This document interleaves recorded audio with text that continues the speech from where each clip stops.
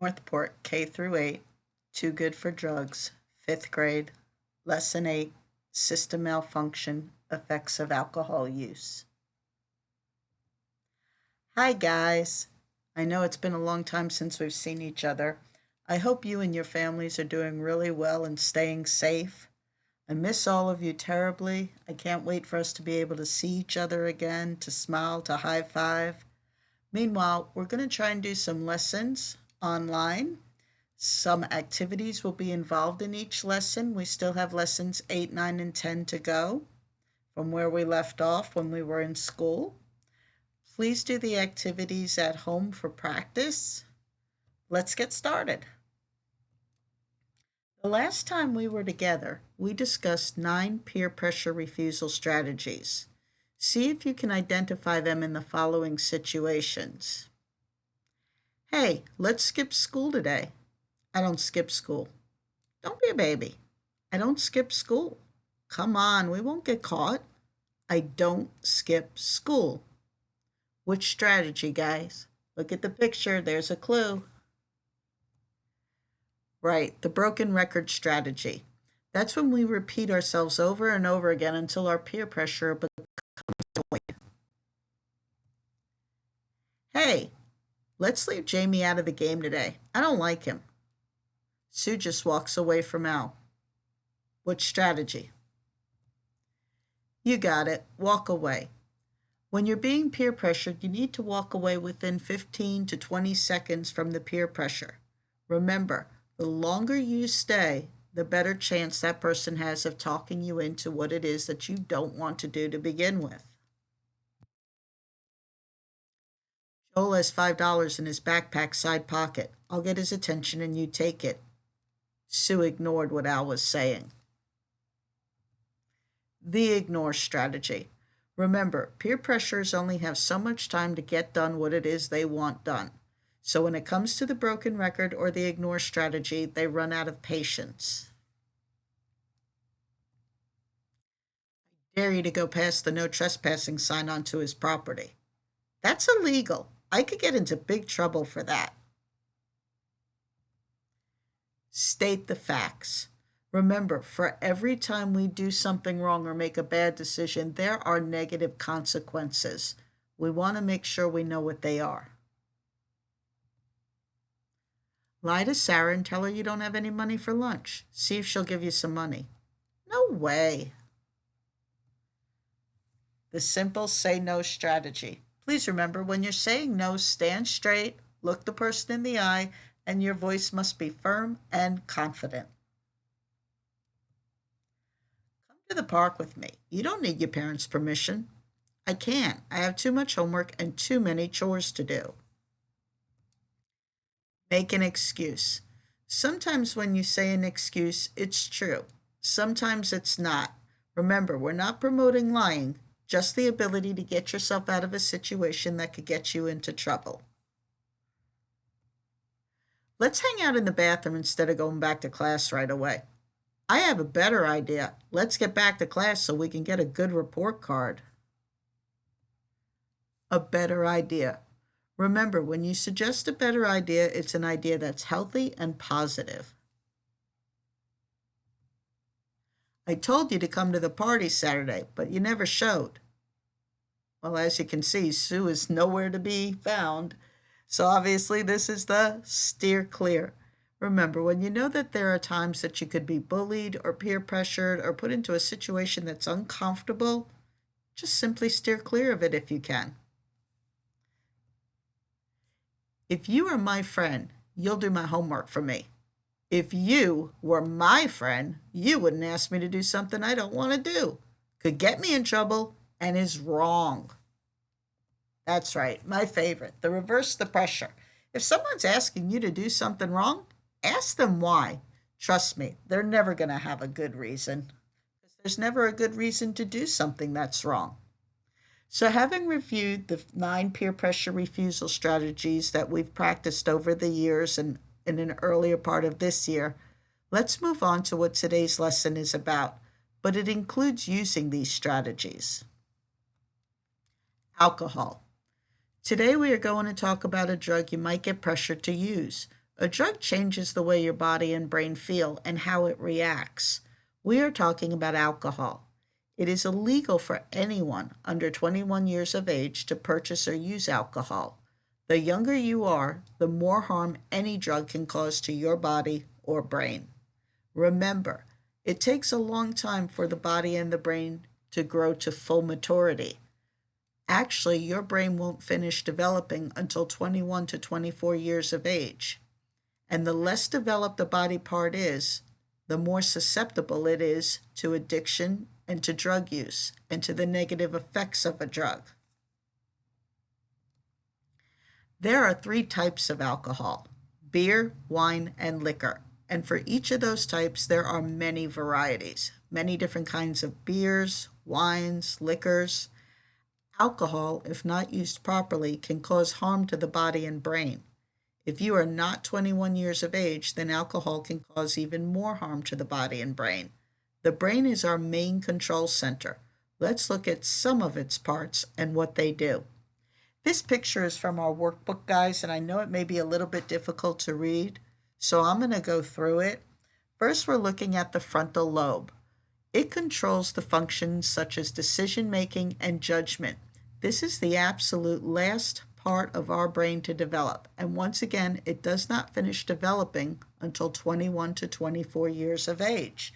When people use alcohol, this is the very first part of the brain that gets affected. Within minutes of taking a drink, our ability to make a good decision can decrease, and our judgment can decrease. Underneath the frontal lobe, you'll see the temporal lobe. This controls speech and language. When alcohol is used, speech and language can become slurred. In other words, the words run together, and they're hard to understand. The next part we're looking at is the hypothalamus. This controls our heart rate. Alcohol is a depressant, and so when alcohol is used, the heart rate can slow down. Too much alcohol can slow the heart rate way down and put us into a coma. The next brain part is the hippocampus. It controls our memory. Alcohol can decrease our short-term memory, such as remembering someone's birthday or anniversary, or that you had to pick up the kids from daycare, or that you had a homework assignment due. On the right side, we see the occipital lobe, which controls our vision. Alcohol makes the muscles in the eyes contract to get tighter, and so the eyes redden. The vision becomes blurry. We also lose certain abilities that the eyes have, such as being able to tell how far or how close something or someone is.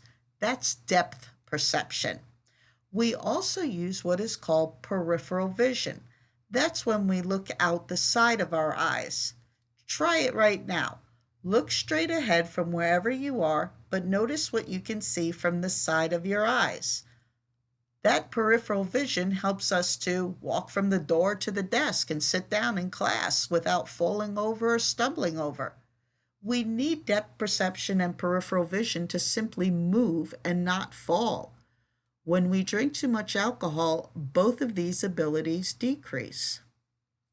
The next brain part is the cerebellum, and it controls our balance and coordination, our ability to walk, jump, run, move, sit, stand.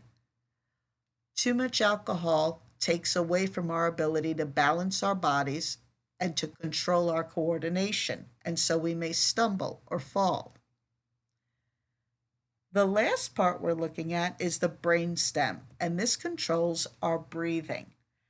Alcohol makes us breathe in a shallow manner. It takes the oxygen away, which also can put us into a coma. It can make us pass out and fall down.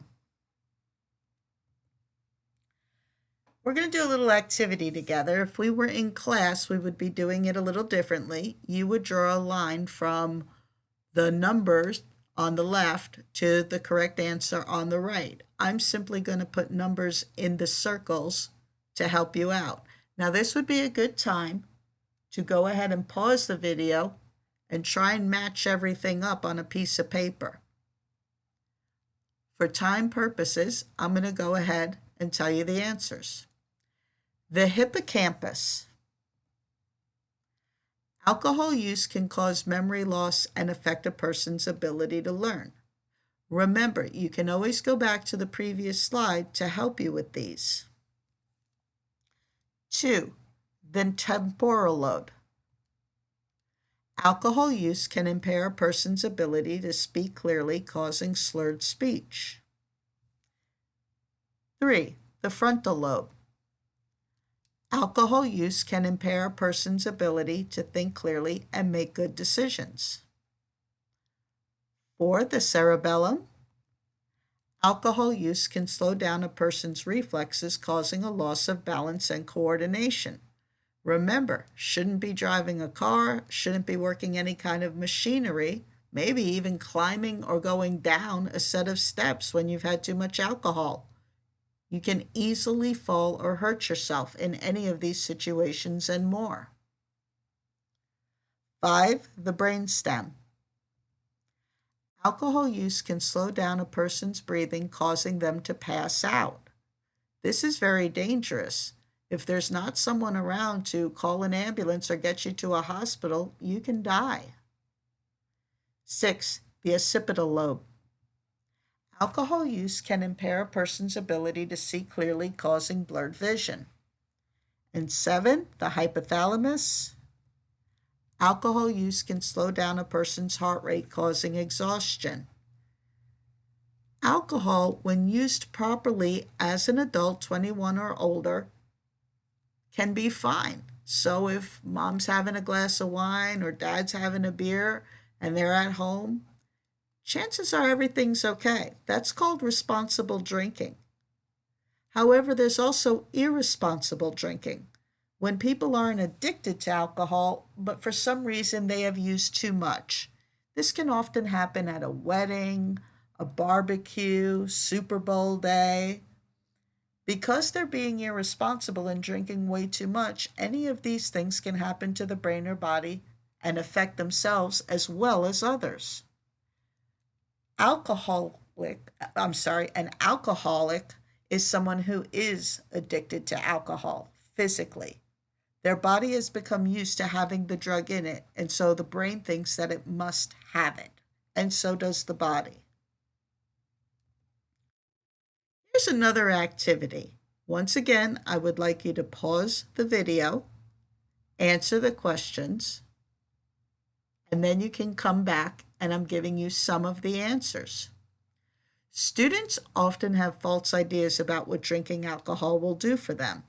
Write down what you think is the truth for each false statement. I am going to give you an example for each, but please remember that it's really more than just what I am showing you. 1. Arnold thought he might have more fun playing video games with his friends if he drank alcohol. The truth is, alcohol would slow down his breathing, causing him to feel lightheaded and possibly pass out. Plus, he wouldn't be as quick with the controls for the game, and so it wouldn't be easy for him to win or to do well in the game.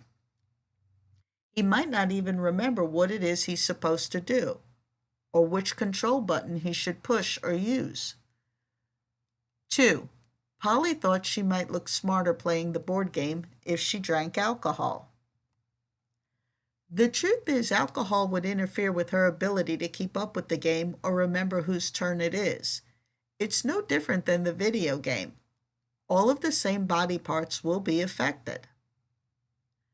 3. Lucy thought that she might have more confidence to talk to the boy she liked if she drank alcohol first. A lot of people are shy, and it's not easy for them to talk to others, and they get this idea that if they drink a lot of alcohol, they'll be more outgoing. The truth is, alcohol would interfere with her ability to speak clearly and be understood. Many times, alcohol will make our brain act as if we're too silly, and we become very embarrassing in public. This could have absolutely the opposite effect of what Lucy is hoping for. 4. Martin thought he might look really cool at the football game if he was drinking alcohol. A lot of people want to use alcohol just to fit in. But the truth is, alcohol would interfere with his ability to see. He'd probably stumble into people or have to ask for help to see the scoreboard. Once again, embarrassing himself and others around him. 5. Fiona thought that drinking alcohol might make her more likable. The truth is, alcohol would interfere with her ability to make good decisions. That's true for any of these situations. 6. George thought that drinking alcohol might make him more outgoing. The truth is, alcohol would cause his heart rate to slow down and make him feel sleepy, or possibly pass out. Right now, your brain is growing and developing rapidly every day. It's going to continue to grow until your mid-20s, as I said before, especially the frontal lobe. Once again, the frontal lobe controls decision-making, common sense, judgment, and it doesn't fully develop until 21 to 24 years of age, which is why the drinking age in the United States is 21 years old. It is your responsibility to take good care of your brain so it can grow and function properly your whole life. Alcohol can stop that from happening. Considering the negative effects of alcohol use on the brain, the body, and our lives is important. Why would someone underage think it is a good idea to drink alcohol? They might think it's cool, that it's no big deal, that it'll help them feel better, or to make friends easily, or just simply to fit in. So many of these ideas come from what kids see on TV, the internet, or the movies. But none of these are realistic most of the time when showing you the effects and the consequences of alcohol. Most alcohol advertisements make alcohol look very glamorous and a whole lot of fun. It just does not paint a realistic picture. Let's make sure you are not so easily influenced. Look at the pictures on this slide and see some of the real consequences of underage drinking.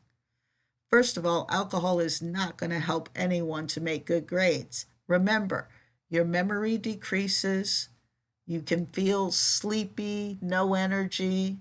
That's not going to help grades at all. Next, alcohol often gets people into trouble with those that they love and care about. Obviously, you know what would happen if anyone was drinking alcohol at school. They'd probably get expelled. And of course, there would be problems at home. On the lower left, you can see the car crash. People who drink too much alcohol, once again, they don't see well. They've lost their depth perception, their peripheral vision, their eyes are blurry, their coordination is off, their speed is slowed down. And so, unfortunately, way too many accidents every single year happen in our country as a result of people drinking and driving. The last picture, you can see the little girl on the right looks sick. Well, alcohol can make us sick in a whole lot of ways.